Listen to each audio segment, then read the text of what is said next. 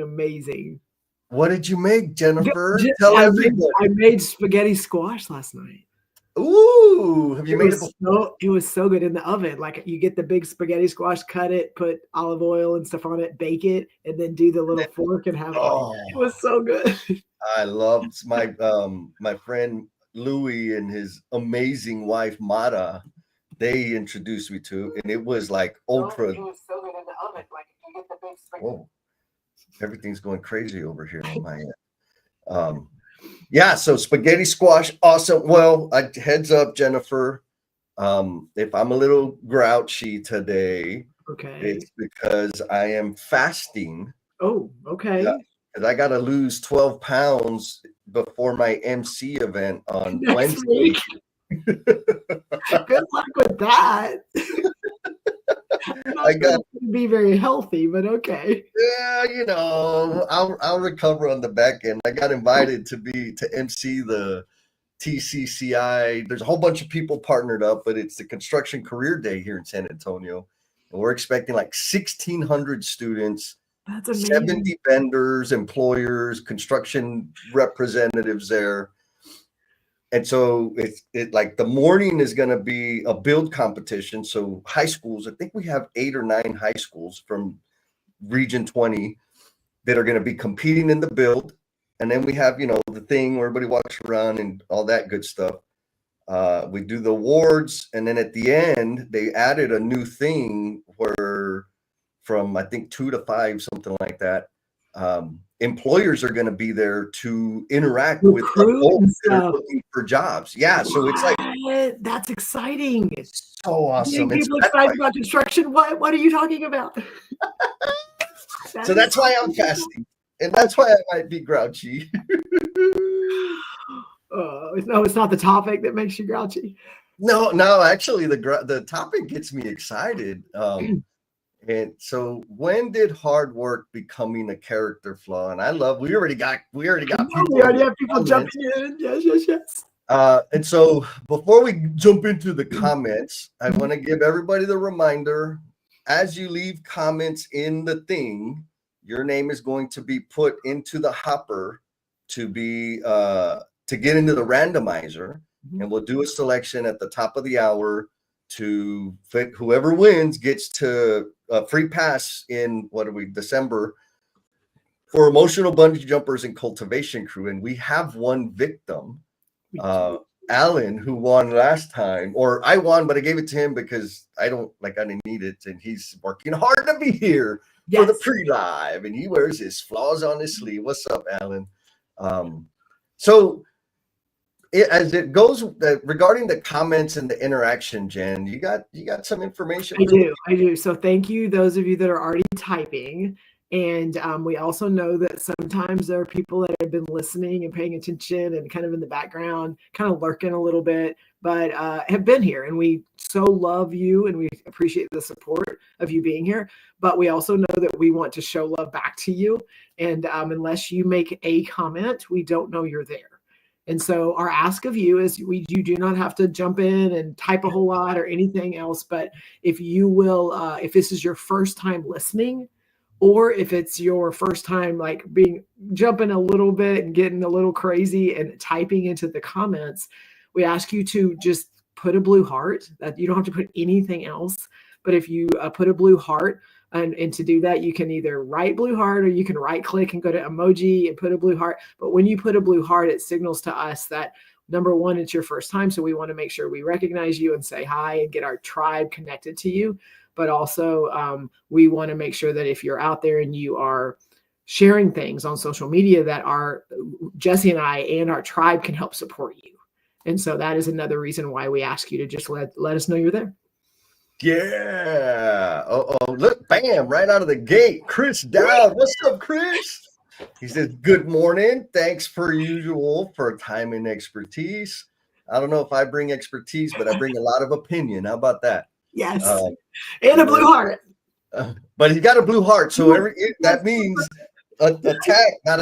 swarm him and support him and follow him. Yes. Oh, we got another one. Man, it's like raining blue hearts over here. Seth, good morning, Seth. Good morning. Don't you have some kind of connection with that Well, guy? I do. Oh, Seth and Thomas, I got to hang out with them a couple weeks ago, and they're doing some really cool stuff. If you don't follow Seth already, you got to go follow him and Thomas. And they have a podcast, and I think I may get to like sit in on one of their upcoming episodes. So I'm like super excited. Ooh, celebrity status.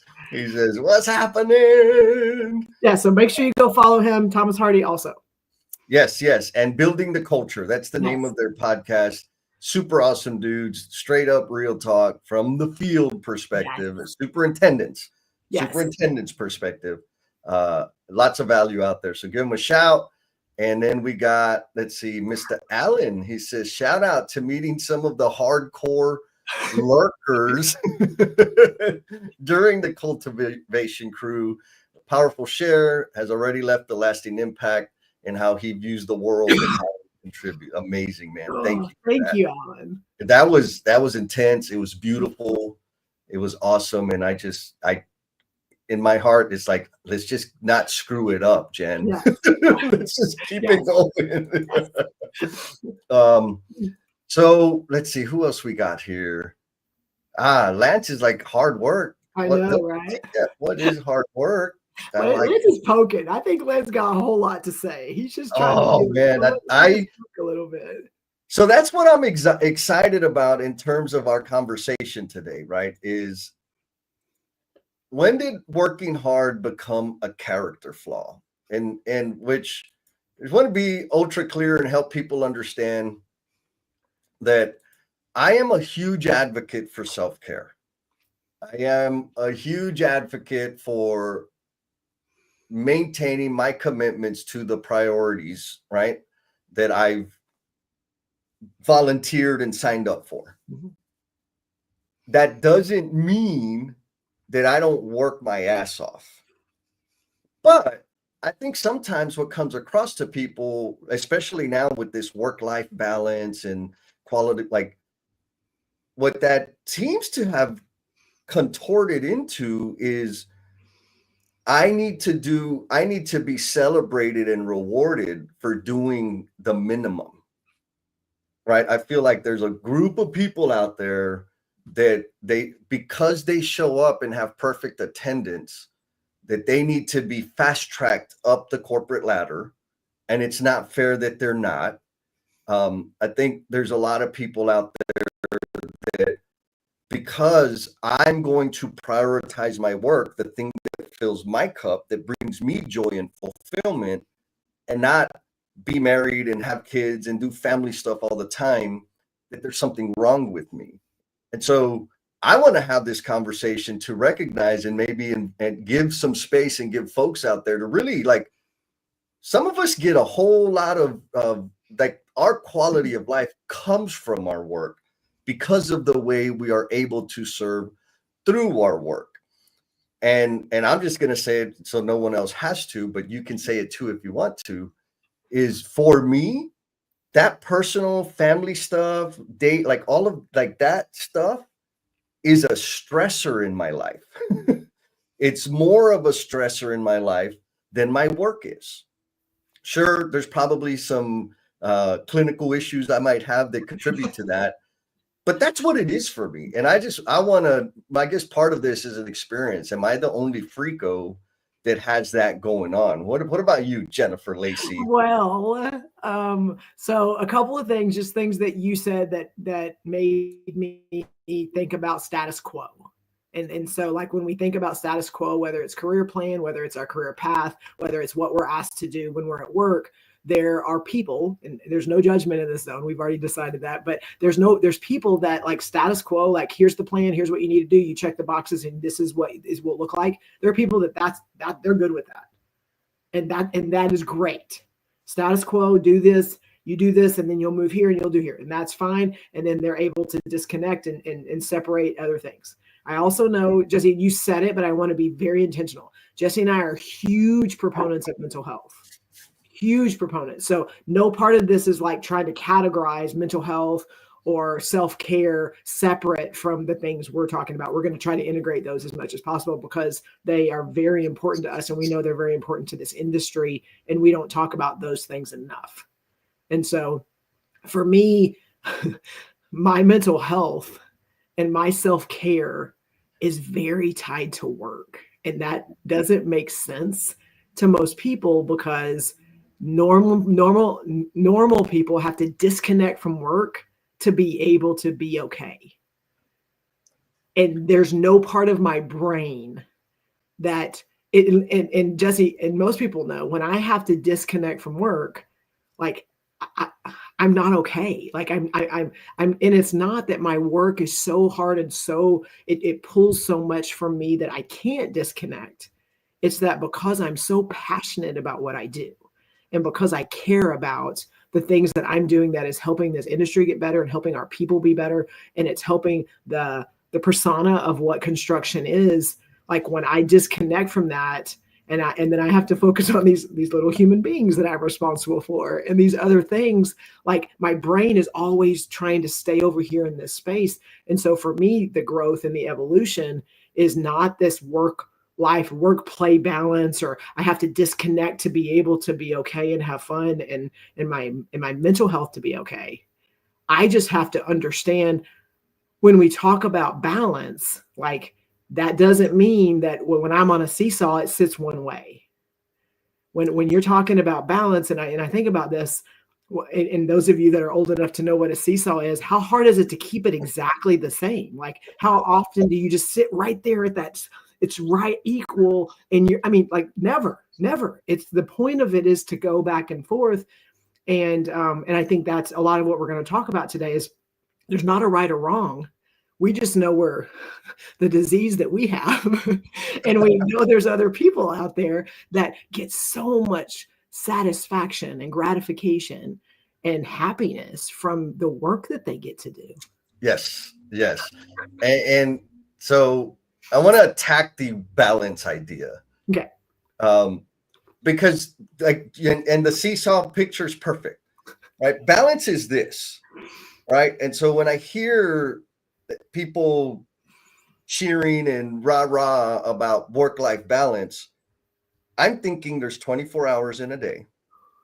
So 8 hours of those days work, 8 hours of those days are sleep, and 8 hours of those days is family and friends. But that don't match, right? Like it doesn't match.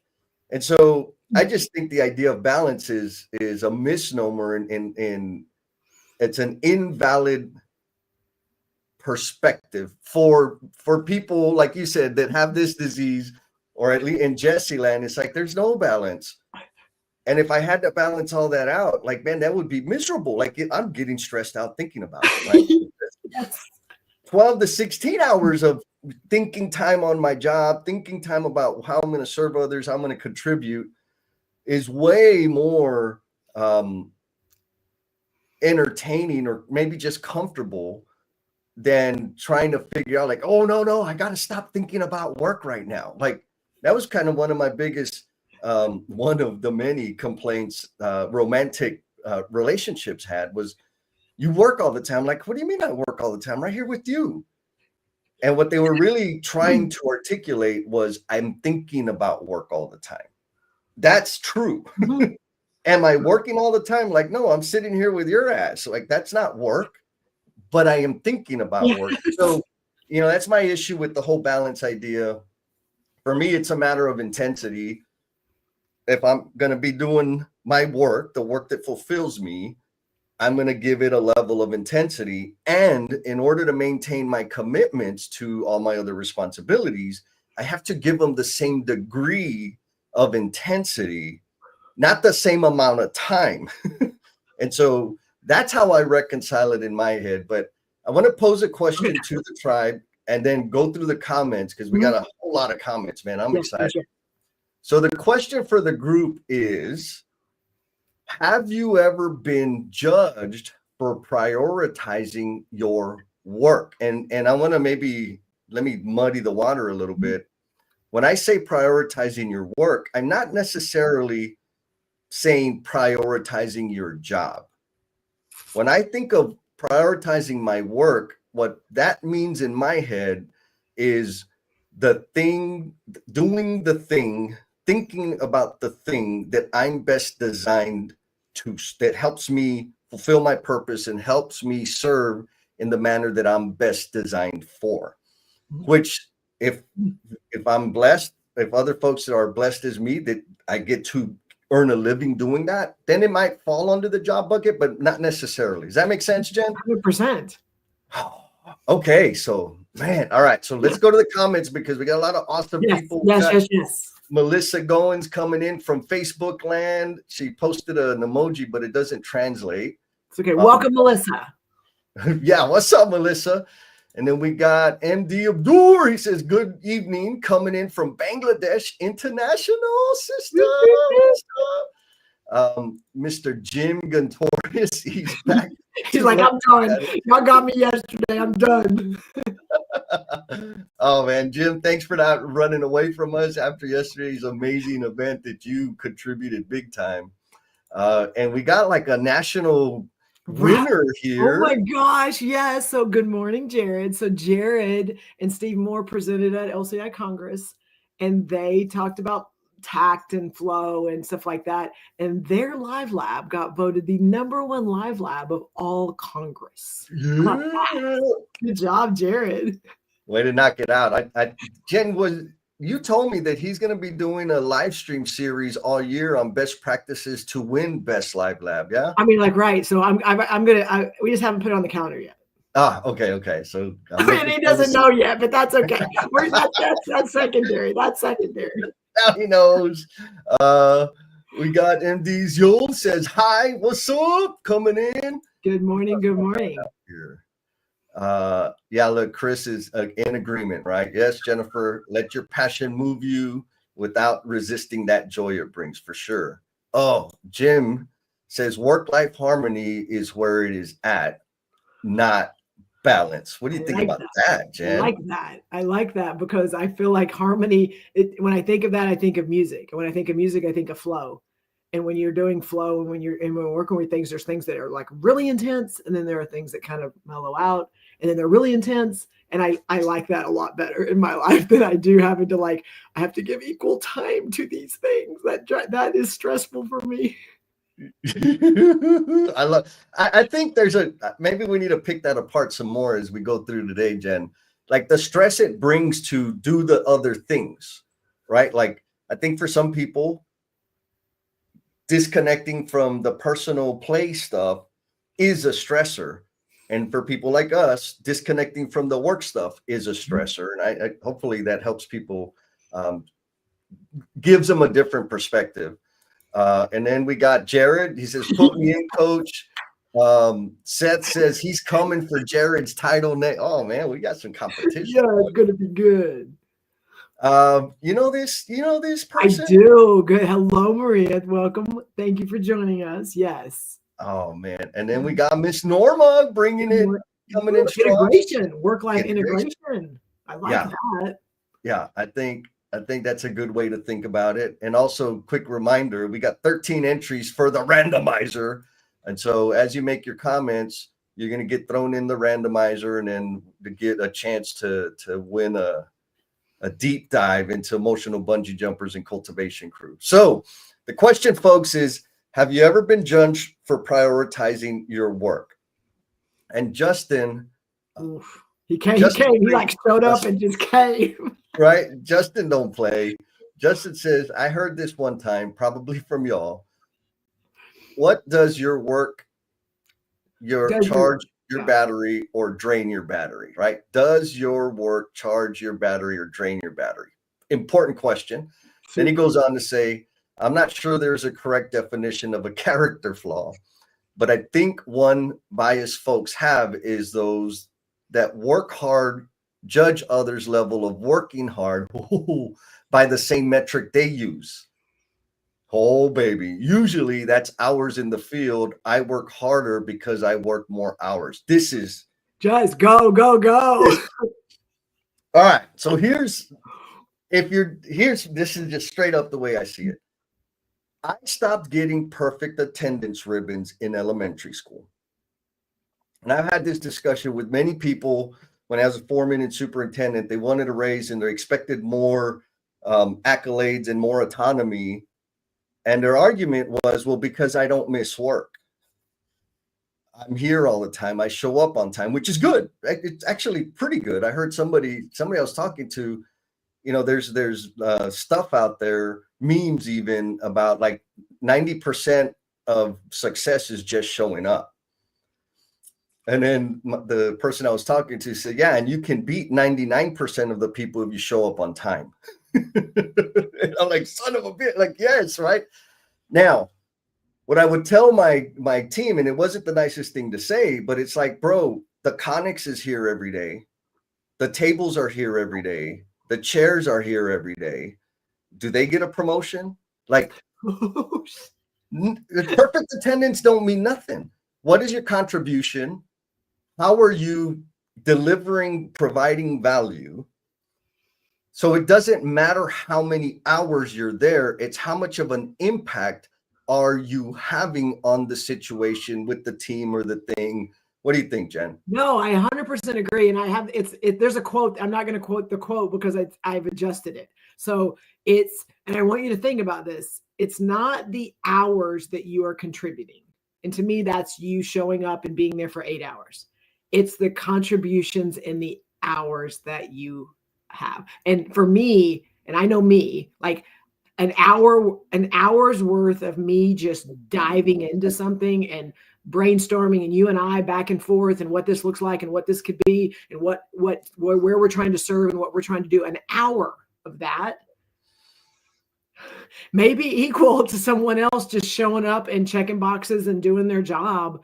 And I'm not judging them. I just know that if that's 1 hour of my time and the contributions I'm able to put in, then I also can do math.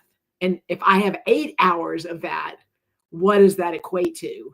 And so there may be 10 or 12 hours of that. And then another day, it may be 2 or 3. And so like for me, that's how my brain, both of our brains work, but it's the contributions in the hours that we are committing. And yes. What does that look like? And sometimes when we're on a roll, Jesse, you can't just go, oh, time to clock out. Let's go. We'll see you back tomorrow. Like that's not usually how it works. 100%. Like I mean, again, flashback. I cannot think of one single relationship, except for maybe when I was a teenager, that I didn't get grief for staying longer, doing more, because if I'm in the middle of something and I'm in a groove, it's like, no, I need to finish this. I need to take this across the finish line or get it to a certain point where it feels ready for the next phase. And it was like, oh, you're a workaholic. Oh, you just like I know, but that other thing just doesn't feel as good as what this does. But Justin, you bring up a great point. And I think maybe that the question is for folks out there that are putting in a lot of hours, because I used to be that guy, right? Mm-hmm. I was very, very attentive to who showed up at the office or at the job site first. And then I figured out how to get there before them. And then I paid attention to who left last. And I paid attention and figured out how to stay there past them. Now, I'm also going to add, all those hours that I was present were not high impact hours. Right. Some of them was bullshit, right? Yes. I would convince myself. Probably a lot of them.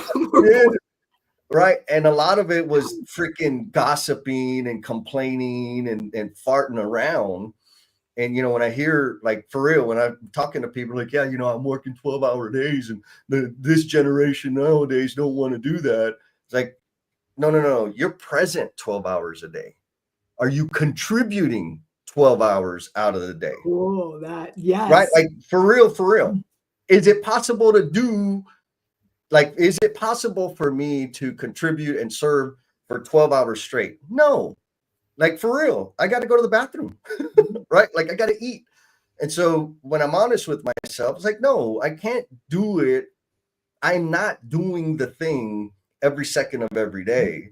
Being present does not produce results necessarily. And so I really got to take some inventory to be honest about, okay, sure, I'm in this space or at the building, at the job site, at the office for this total number of time, but what am I actually contributing? Um, Heather had made a comment in the pre-run to this deal, and I had asked her the question, I was like, what do you think about people that do the minimum and want ultimate recognition? And she made a very clear distinction. She says, some youngsters, like new generation, we like to label them as lazy because they're finding a better way to do the thing. That's different. That's innovation. That's them using their brain and making things better for the group to optimize the work that's not really serving us. And so I don't classify that as lazy. Like, yeah, figure it out. Like, get that extra junk off your table, off your plate, so that you can go serve in a more meaningful manner. 100%. And if your brain says at 3:30 or 5 o'clock you're off and you're not thinking about it anymore, there's nothing wrong with that. But I'm going to say what you're doing is you're leaving yourself vulnerable to the psychos like me that are going to stay later and come in earlier and deliver more value. What do you think, Jen? No, 100%. And I want to also like put not a disclaimer. There's everything we're saying today. I feel it in my soul, but I also have had to learn over the last 2 or 3 years, because this is the way I've functioned most of my life. And I know that there are also other things that are important. And so what I also have to take into account are the people that are around me and the conversations that I'm having with them that can also go, hey, Jennifer, don't you have something you have to leave early for? Didn't you like, and again, no judgment, but like by me putting the right people around me that know me, know the way I function, know my priority list sometimes, but also know, hey, you're taking a vacation, you're going out of town, you're taking your kids, like be there, be present. And like, and having to not call me out on it, but like make sure that they also reinforce, hey, we know you and we know how you function, and it's okay. It's okay for you to just kind of get out of this and go do something that's you're going to struggle a little bit. Yes. Yeah. And we need that, right? Like I definitely benefit. It was an intervention. I had my team back in 2019 pull me to the side and say, Jess, you need to, right now, you're going to commit to us to take time off, because we know, we've all had a conversation. We know that you don't take time off and you're burning out. And I had these burnout cycles about 6 to 8 weeks. Every 6 to 8 weeks, like, man, I'm useless. And then I'd come back and go 100 miles an hour, and then 6 to 8. So they saw it and they're like, no more. You need to. And I remember, it's a big joke, but I said, okay, I'm going to take time off in December. And they said, okay, what days? Like, shit, man, y'all are. So I said these days. And what I did was I went to Seattle to connected with somebody. She was like leading the continuous improvement department for the Seattle Children's Hospital. So I reached out to her and I was like, hey, can I get like a behind the scenes experience of what y'all's program is and the things that you do? So that was my vacation. Like I went and spent 2 days with her and got to see all the cool stuff that they were doing. I learned a bunch of things. And I came back and I told the guys, like, I took vacation. I went to Seattle. They're like, where'd you go? I said, I went to Seattle. What'd you do? I did this. They're like, Jesse, that's not vacation. And I'm like, but it is. And so, I didn't know how to do vacation. And since then, I've evolved. My point is, it took that intervention for me to start taking better care of myself and to have a better understanding of what disconnecting could be, right? To the point where now 1 hour a day, I do my thinking time. I have my rest, reflect, and recovery days every week. And then I have the 3 days a month where I go change my environment and do that. Now, I'm thinking about work all the time. I'm thinking about how can I serve? How can I grow things? How blah, blah, blah. But I'm not swimming in the execution and delivery of the value. I'm more at all the time like I used to be. I spend a lot of time thinking, analyzing, and learning from whatever else has gone on. So blah, blah, blah. Chris answers the question. Have you ever been judged for prioritizing your work? Chris Dowd says most judgment seems to come from a place of resentment from those employed, as opposed to having shifted paradigm to business ownership and self-employed. What do you think about that, Jen? Well, I think I like the word resentment, because I think that sometimes whether it's jealousy or something, people see what you're doing and they see the impact you're having, and they also see you playing, and they also see you like passing them for a promotion. Like they see these things, but they don't want to, or maybe they don't allow themselves to see all the work you're putting in and all the things that you're doing that are impacting more things than just what your job responsibility is. And like I don't have an answer to it other than there are just people that is what defines their job, and then there are people that's the bare minimum of their job. And so, there's just people like that. And so there are going to be people that are resentful because, like, I'm doing my job, I'm checking the boxes, I'm doing everything I've been asked to do. And why is this happening over here when I'm doing what I'm supposed to do? And I'm just going to say, in the world we're in, that usually that gap between our minimum expectations and what's next, I've seen it. That is where I see people just skyrocket in their careers, is because I did it myself in the role that I'm in right now. Like I was doing a full-time job and then doing something that I was passionate about, and did that for 4 years. Like did my job plus this other stuff that was not any part of my job responsibility. And then after 4 years, I was able to create a roles and responsibilities of a position that was created that I've been in for 5 years. Like, so I'm like, they couldn't have defined it until I did it. Does that make sense? Yes. Yeah. I mean, kind of going back to the cultivation crew yesterday when Christine made the comment, right? Like, if I come to the table to my company, my bosses, with an idea of what I want to do, what I'm really saying is, hey, let me play with your money in this manner. Right? Like, and I used to get really frustrated. I had a million great ideas, and I would say, hey, we should do this. We need to do this. We need to. But I was never aware of the fact that, wait a minute, I'm playing with the company's money. Of course, they're going to be resistant to it, because I'm presenting an idea that is a theory. Mm-hmm. Like, I haven't proven the value of the idea. So I want to say this: is it fair that I have to prove the value before I get paid for it? No, maybe it's not fair, but tough shit, baby. That's the way it is. Your money. It's not your money.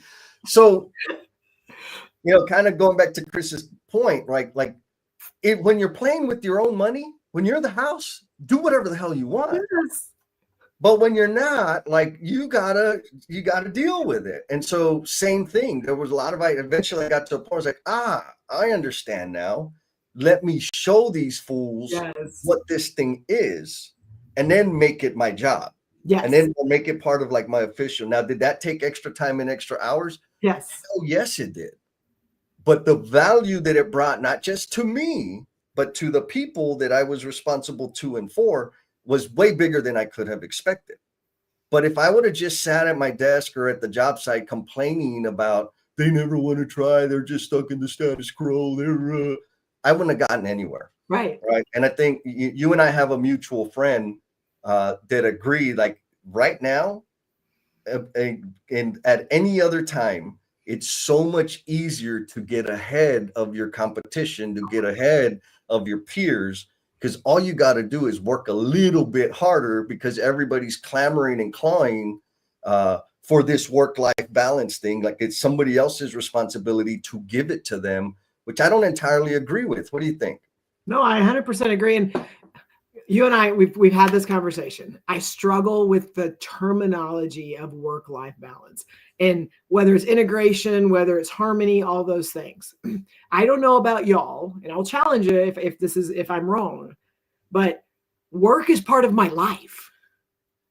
Like, I don't get to go, this is my life, and then I got to show up to work. Like, for me, work is part of my life. So if I'm trying to balance life and work, it does not compute in my brain.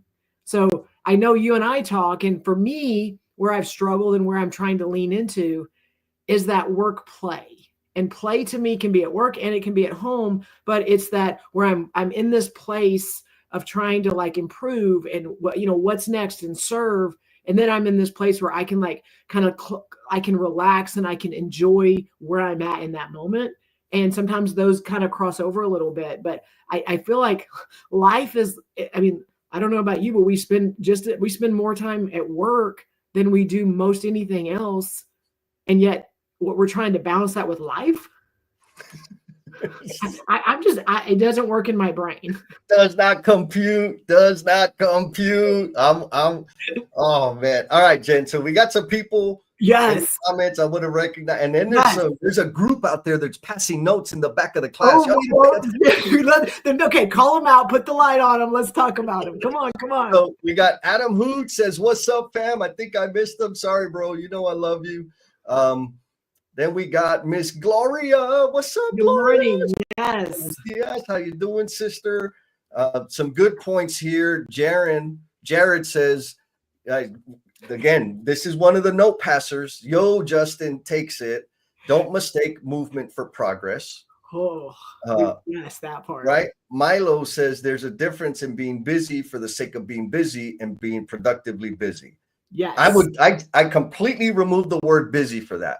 There is a freaking monumental, monstrous difference between busy and productive. Yep.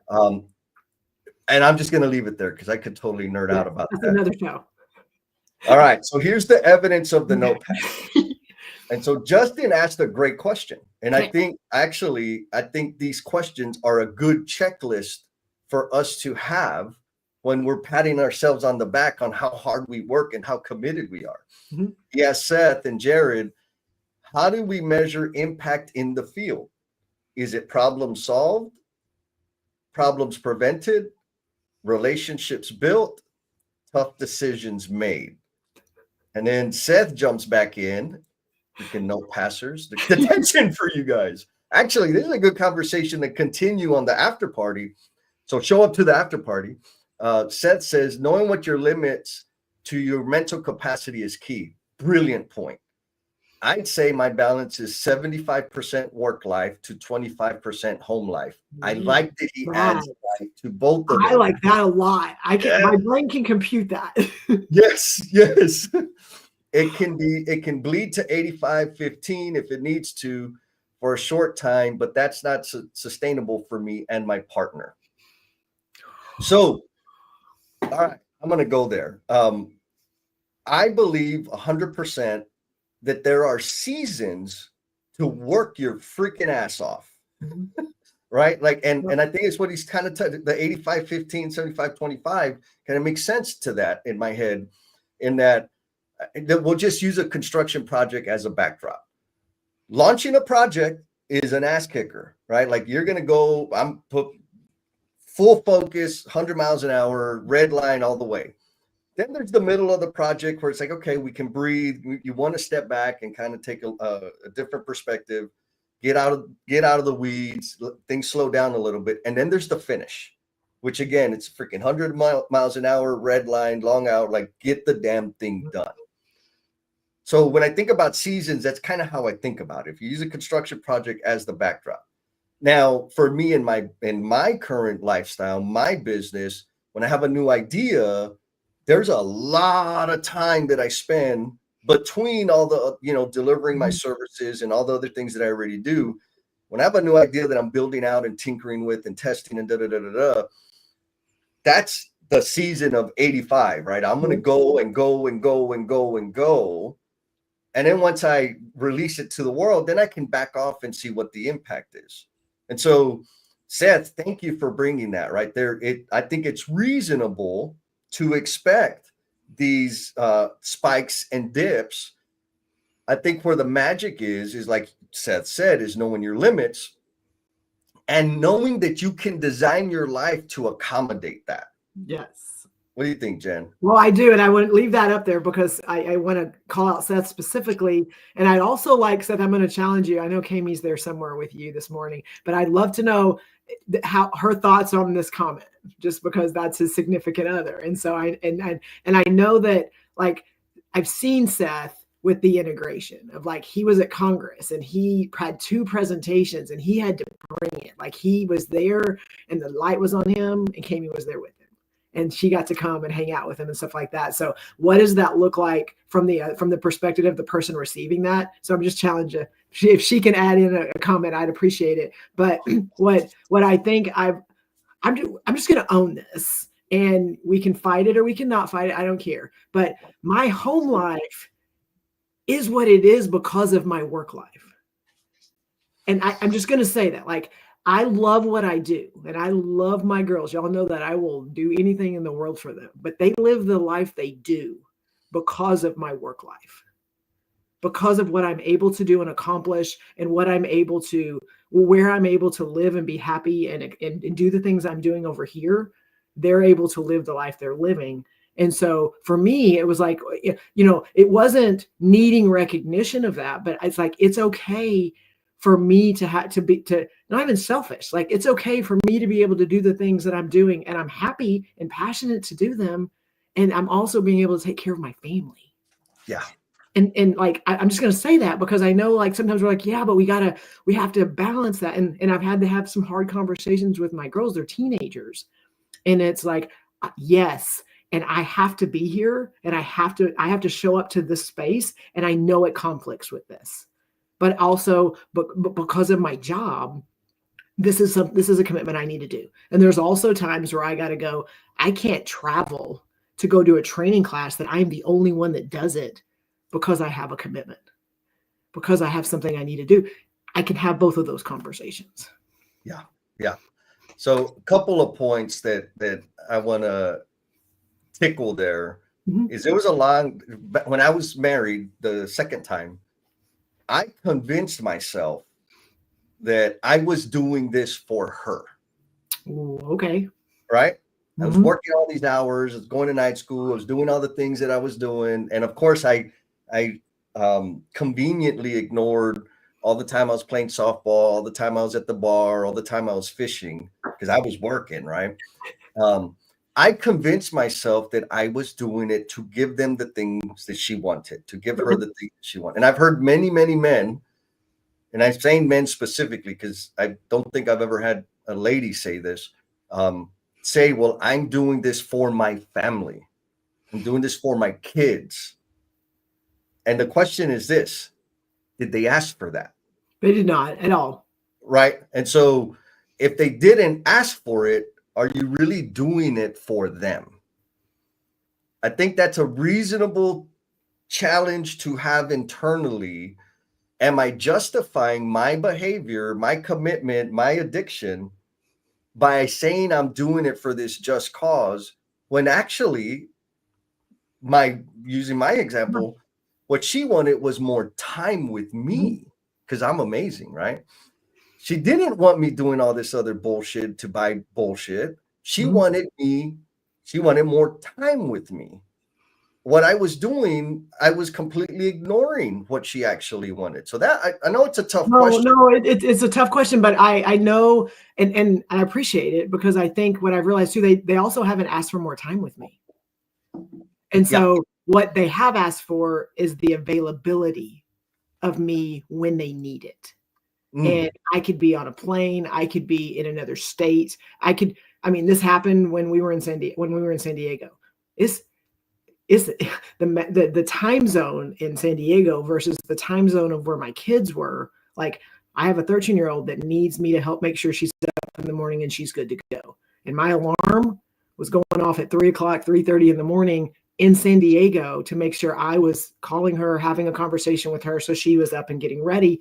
And like that to me was what was asked for. Yes. And that's the key. I think there's maybe 2 levels. One is like freaking pay attention to what they're asking for. 2 is ask them what they want, right? Don't infer, freaking ask them. That's easy for me to say because all my kids and all my wives, they don't say anything back to me. Maria brings a point, and that's a joke, y'all. Like I don't like I'm single, I live by myself, and that's just it. Uh, Maria says she may not have asked for this life, but she didn't ask to be unhoused or hungry either. Mhm. Right. And so I'm going to leave that alone because I can go all the way into the level of convenience and all those things. We're just going to leave that alone. But I want to pose another question. Um, and you kind of, it was a good segue, Jen, is what are you neglecting by prioritizing your work? And so I want to throw this out there to all the heavy Mhm. thinkers and the note passers out there. Like, what are you neglecting? Right? You talked about Seth and his wife, that they've got a marriage and a family, like the whole thing. Is there any neglect happening there? And so, folks out there in the omniverse, let us know. Is there something you're neglecting by prioritizing your work? And maybe let's broaden the question. From your perspective, what are you neglecting? Because for me, my answer is going to be nothing. Nothing. And from the perspective of people that I care about, that I've made commitments to, they got a freaking list. And so I want to talk about that here in a second. But before that, I want to recognize some strangers. You know this I stranger? do. Welcome, Kirby. Thank you for being here.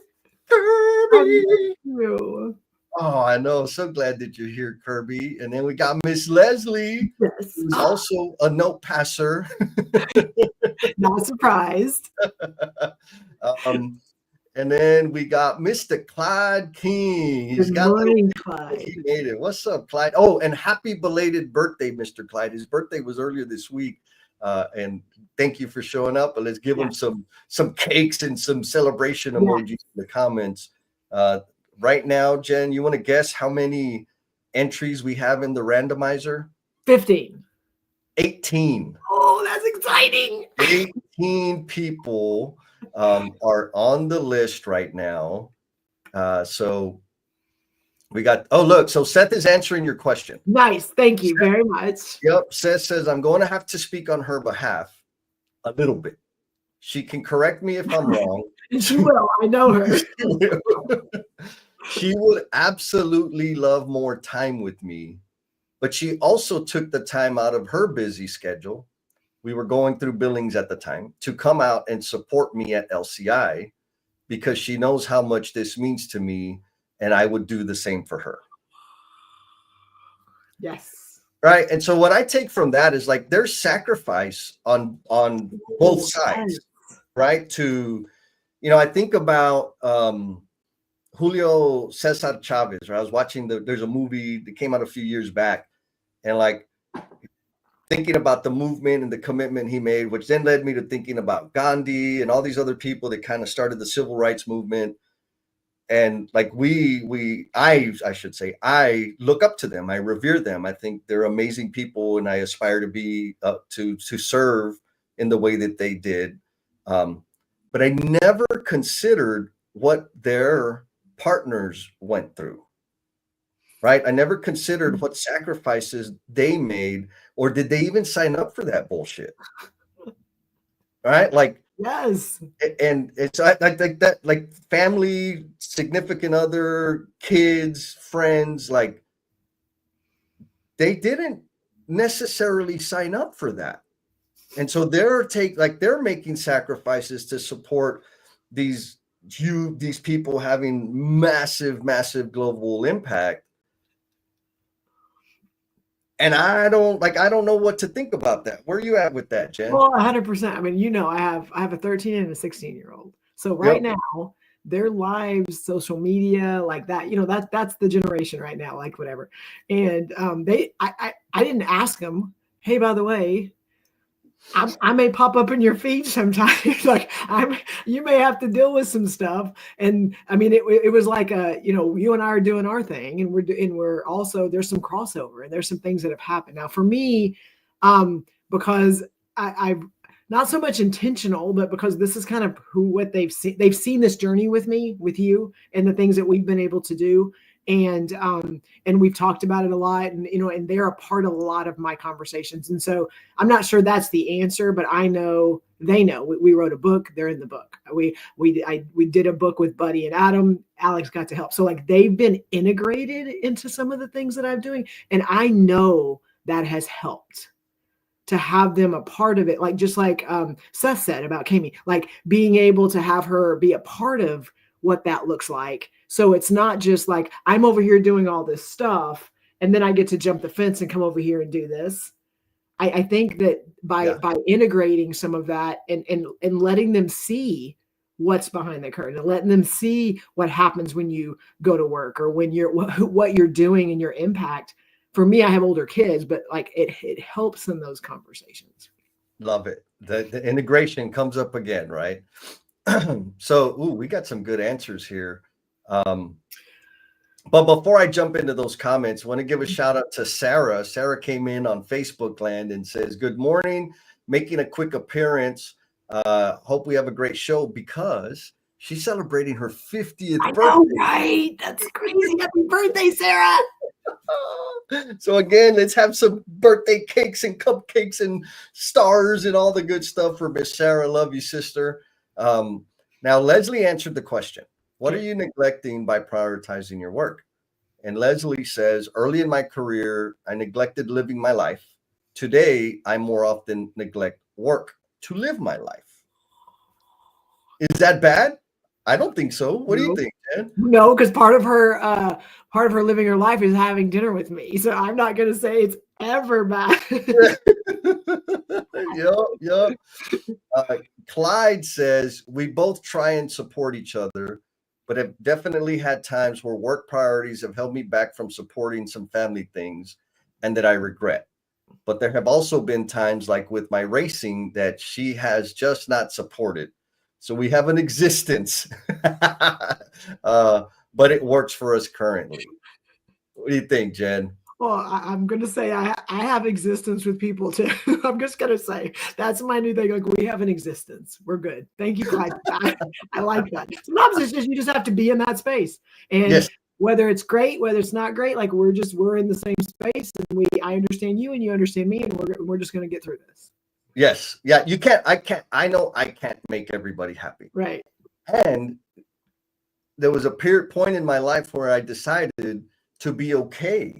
Right. So I think there's layers, right? One, I know that I can't make everybody happy because why? Because I've tried to, and I just ran myself ragged and everybody was disappointed, like no matter what. So knowing that isn't as important or powerful as being okay with not making people happy. And so maybe that speaks to this existence idea. Justin says, whoa, come back to Jared. Justin says, I think sometimes I neglect some parts of my work by prioritizing other parts of my work. Oh, so that's another whole other subject. Well, I'm going to go there real quick. And this is a call out to leaders and decision makers within construction companies. It's simple math, and maybe it's just too simple because it's coming from my mouth.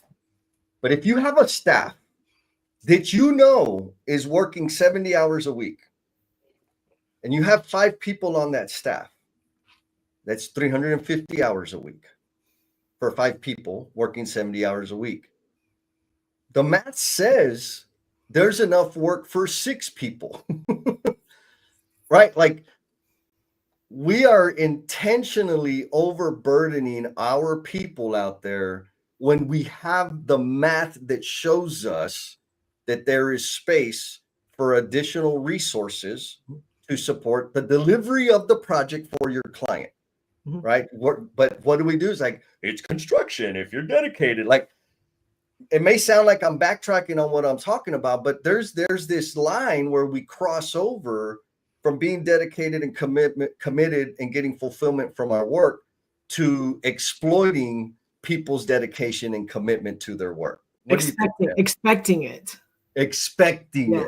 Yes, 100%. And so, Justin, your question to me is a signal that if you have to, when I have to like pick and choose what I'm going to execute on my job, it's a signal to like, wait a minute, maybe there's overburden there.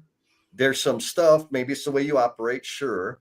But systemically as an organization, what the hell are we doing that's forcing our people, our leadership, on-site folks to decide what appropriate thing they're going to do and not do? Mm-hmm. Maybe you're understaffed. And I don't mean necessarily adding like another person. There's all kinds of other things that you can take advantage of. Virtual assistants, AI. There's a lot of stuff out there that we could design into the system to minimize the workload of our people so that they can focus on the things we need them to focus on. Mm-hmm. But we are limited and we can't focus on everything. So I'm not sure if that's where you're going with it, Justin. But thank you for sparking that thought.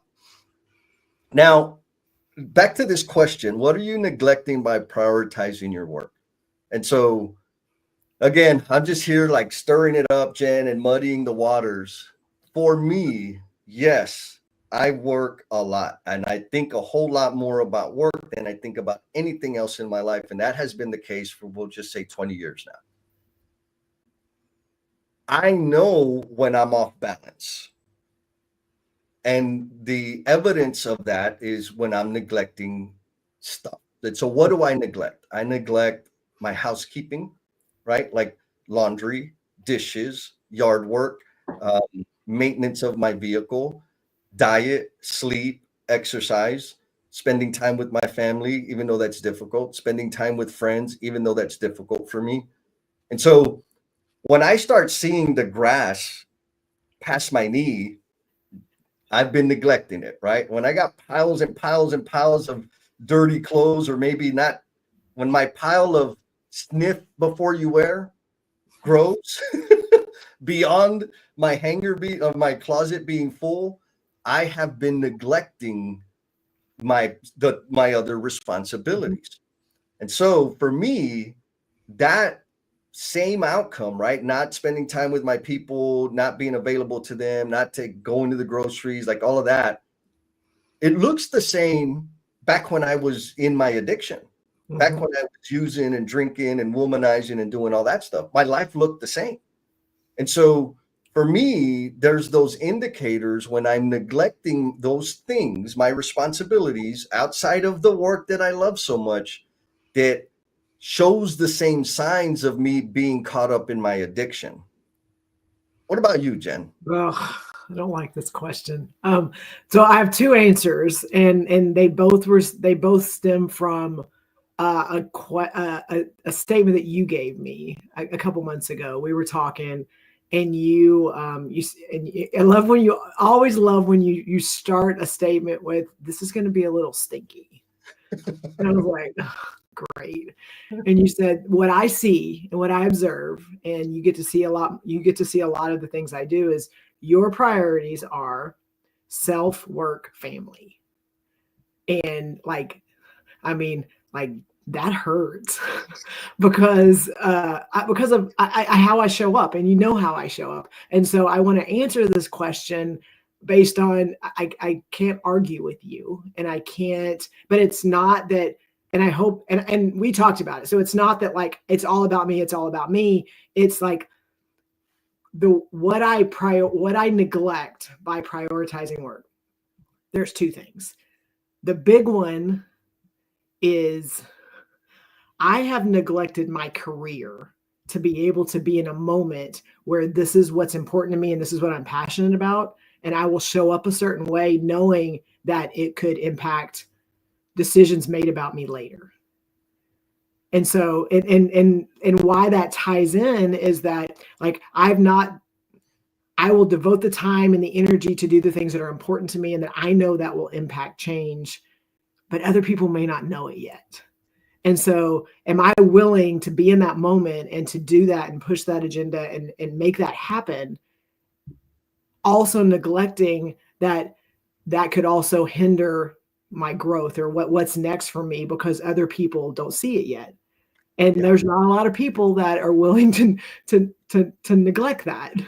But I also had to make a choice. Am I going to sacrifice me and what I believe in and what I do to be able to say the right things? or am I going to show up exactly the way I show up here with you and have those conversations, and they may not be ready for them yet. And so there's a lot of like, there's that, yes. And then the other part is, what are you neglecting by prioritizing your work? Because my brain gets so focused on things and I get so passionate about things, I neglect the people around me that I'm supposed to be leading. Okay, that's my answers, Jesse. So Jen, I love that you admitted all of that, because I think it gives people permission to make the same admissions or do that same reflection. Because yes, right, like absolutely, that's really all I can say is yes. And Seth says, yeah, everything you just said is what Cammie says I neglect when I get off balance. I 100% agree that I do indeed do that. And so maybe the takeaway is just that, right? Like, what are the signals? No. Identify the signals that you are neglecting the things you care about, the people you care about, your responsibilities, your commitments, because it's so easy to get in this. I'm living my purpose. I'm walking in my best life. I'm serving other people, and my shit ain't in a pile at home. Like, that's not okay. Yes. So being able to reconcile that. What is the system? What are the signals that you're looking for? Because they're there. Seth just admitted it. You talked about it. I don't get to say, but Mom, I was serving people, right? Mom's like, bullshit. I made you caldo and cornbread. Where the hell are you? She don't care about me serving people. And so super, super important. So I want to say, I just dropped the link to the after party and all the things. So please come to the after party. We can't see you. All we can do is hear you. And if you don't want to be on stage and talk, you can stay in the audience and listen to the conversation. But we would love to continue this conversation and, like, specifically get your perspective on this conversation today and expand it, because we've said it many times, Jen. When people come to the after party, that conversation typically informs the next topic, our next live stream. Yep. Right. And so that link is out there. That'll be starting at 20 minutes after the hour. It is 9:02 right now. So I want to give people one more chance to make a comment, leave an emoji or something, so that they can get put into the randomizer, so that you can win a shot at the emotional bungee jumpers and cultivation crew. You're going to say something? I was going to say, this may be something you could relate to a little bit. Could you bring up Chris's comments on the things he's this one? Yeah. Just health. That's what he sacrificed. That's what he did. And just yet in a monetary society, especially if family has divorced itself due to alcohol addiction, and then his next comment is, and therefore I work while they drink. Yes. Yeah. I mean, the first thought this brings to mind, and you asked me, you're like, Jess, why don't you go to dinner when we're like at Congress doing all these, like, because I'll say, like, hey, there's a dinner. I'm like, yeah, I'm not going to go. And I think people are like, what the hell are you doing in your freaking hotel room? And so there's two reasons. One is because if I didn't plan to go to dinner or the thing, whatever, after gathering the week before I go, I planned to do something else. Yep. That's number one reason. Number two reason it freaking bores me out of my mind sometimes to hear the bullshit conversations that happen at these. And now, again, that sounds really crappy, but it's totally selfish, right? Like, it's all about me. And if we're not going to have, like, meaningful, thoughtful conversation about how to change the world, and we're going to be talking about bullshit, the only way I can tolerate that is by drinking. And I don't need to drink. Like, that's not a good thing for me. So I need to leave. And so rather than even, like, getting in that whole situation, because then it's like, well, are you okay if I drink? I know you don't drink. And, oh, are you fine? Are you like, I'll just stay in my hotel. Just get him some damn coffee. You're right. I'm drinking coffee. I'm fine, bro. Like, the only time I ever got cut off at a bar, I was drinking water, like, for real. And this was in my drinking days. So I don't need alcohol to be having a good time. I need to be with people that know how to have a good time to have a good time. And Yeah. if all you can do is chit chat and small talk, I ain't gonna be there. That's all there is to it. Okay, so we're fixing to do the randomizer, and Jim gives us a warning. Be afraid of the randomizer. You're very afraid. And Leslie says she's gonna attend her first after party today. Woo woo. And so, all right, so it's randomizer time. Let me. So Jesse, again, remind them what the randomizer does, or you're doing that. I'll remind them. So if you put a comment in there at any point today, you get thrown in the hopper. And Jesse and I really have some amazing groups, that Emotional Bungee Jumpers, which really helps with listening and feedback and all those things. And then another group that does a cultivation crew that helps with leadership skills. And if your name gets drawn, you get to come and hang out with us for both of those meetings in December. And so. Oh man, we got some good. All right, so I'm gonna hit the thing. Okay. We got 19 people.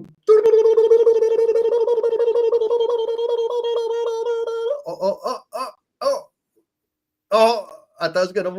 Oh, all right, Gloria. Remember, Mr. Jim already warned you. Be afraid of the randomizer. Keep an eye out, sister. I'll be sending you a calendar invite so you can be on the next month's Emotional Bungee Jumpers and Cultivation Crew. We will have fun doing that. And we are going to go back to let's see, how do I get out of this? Remove from stage. Boom. All right. So we're back, Jennifer Lacey. Congratulations, Miss Gloria. So we got a little bit of time left. And we got some really great comments in here. Yeah. So Justin again asked another freaking hard question. He says, you bring up a good point, Jennifer. Your work is very generic. Your work, not your work, is very generic. Someone may be prioritizing the developing of the team and neglecting the project schedule. What happens when two priorities conflict? Work-life balance versus project schedule, for example. Any thoughts? Well, I mean, one, if you're making the priority list all by yourself, that's the first problem. I'm just gonna say, if you're doing that all by yourself at your desk in front of a computer, and you are the end all be all, the person behind the curtains that's moving all the knobs, and you're expecting everyone else to fall in line, that's going to be a struggle. Fair. I'm way on the other end of that thought, right? Is if my primary job is to develop people. I mean, come on, man. Like every goddamn project gets done. Unless the owner decides to stop building the project. Schedule's important, all those other things are important. But my priority is always going to be the development of the people. There is no conflict. I might get my ass chewed, but there is no conflict for me. And I think maybe that's the thing is, what do I decide is the priority? And how do you socialize it? And am I prepared to deal with the consequences of making my priorities the way I believe they need to be? Yeah. Right. And so part of that is socializing. How do I help the people around me understand, like, bro, every time I'm going to pick people, every time. And you can yell at me and write me up and demote me, but every time this is what I'm going to do. And so there, that starts a cascade of other things. And I want to add, I mean, my point is, it's the socialization piece, but it's also the conversations and the collaboration with other people around you. So Justin, you're in a leadership position, you're leading a team on a job. You can go, here's the priorities. You could also have a conversation and ask some questions, and then we have buy-in early so that we are all on the same page. And we know there's going to be times we're going to have to push. We also know that overall, our decisions are really going to lead to how this team's going to be developed. And at the end, this is where we want to be. Like, you can have that conversation and still have the priority of leading people and still making your schedule. Yeah, totally. Like if we're having that first alignment session and I'm passionate and 100% committed to developing people, and the group says like we don't give a shit about that, I have a choice. I say, okay, I'm going to dedicate everything I got to hitting the schedule, or I can leave the team. I'm going to leave the team. But not everybody's like, we all have different priorities, right? Back to the priority question. On the same note, let's say, because I feel like rather I know that the decision makers out there in our industry are, there's a growing number, small number, like the super minority, growing number of people, leaders, decision makers that are putting people first. And that is the priority. That being said, kind of like we talked about the seasons, there's going to be a period of time throughout the life cycle of the project where, yes, we did say 100% where we want to develop our people. We want to expand their earning potential and all the good things. And right now, for these few weeks, we ain't doing that shit. It's all hands on board, 20 hours of whatever it is. We had a hurricane come through. We've got water inside the building. Like right now, we got 3 shifts working, and we got to get this building dry. Like yes, that's where you got to be. yes, 100%. And like you said, Seth summarizes it very well. Give the team the problem statement and the why, then let the team figure out the how. Yeah, right. Oh my God, where did I Miss Tanya says midnight coffee breaks are the best. Yes. Oh man. All right, Jen. So awesome conversation. We got 4 minutes left. Closing thought. Oh my gosh, so much today. Well, one, I want to start by, we had a lot of people show up today that we hadn't seen in a while, or this was their first time. And we, one, appreciate you. So please come back. And then those of you that have had some really good note passing stuff in the side, please show up to the after party, because like you obviously you're able. I know like typing, you got it going on. I know you can speak even faster than you can type. So if you can show up and then we get to have this conversation other than just Jesse and I.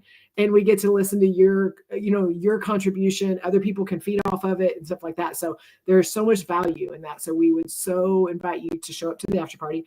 And the other thing is I appreciate the realness that people shared today, and the things that, I mean, you and I know there's things we struggle with all the time, and we can hold on to those things and we can protect them, because we don't want other people to know that we're struggling, and it doesn't help us.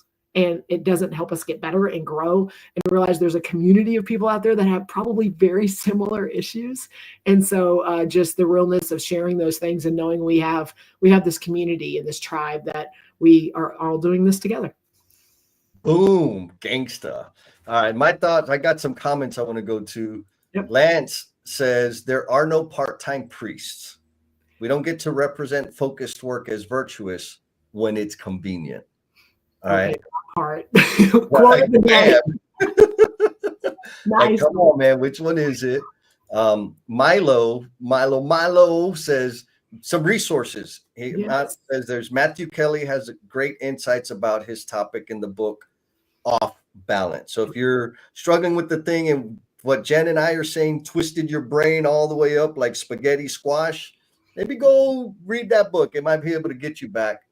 And my final point is, I think Justin's comment, I just want to come back to that in terms of like introspection and getting clear for yourself, right? This is not about me like live the life I live, because I don't recommend it. I don't recommend it. I love it, but I don't recommend it. And so it's really, how do you get clear and design the life that you want, and design it in such a way that you can best serve in the manner that you're designed to serve. The way I know how to do that is the questions I ask myself. And Justin has presented some freaking great questions for you to ask yourself. Is how do you measure impact in the field? Is it problem solved? And so maybe you can start like, how many problems did I solve? How many problems did I prevent? How many relationships did I build? How many tough decisions did I make? I think that's a nice set of questions, especially if you're like a super tactical position or responsibilities, to really understand, like, are you just present and busy, or are you having a freaking impact? So Justin, thank you for those questions. Everybody else, again, I appreciate all the comments and the note passing in the back, and everybody showing up. After party, like Jen said, please come to the after party, because when I get to hear your perspective, your takeaways, your thoughts, it helps me understand that I'm not just flapping my gums and sound like a jackass, or maybe not 100%. And it's really rewarding to be able to witness and be a part of this community that y'all have contributed to making it. So come to the after party. Congratulations, Gloria, for winning the randomizer, and we'll see y'all next time. Peace. We still got to do the video, Jen.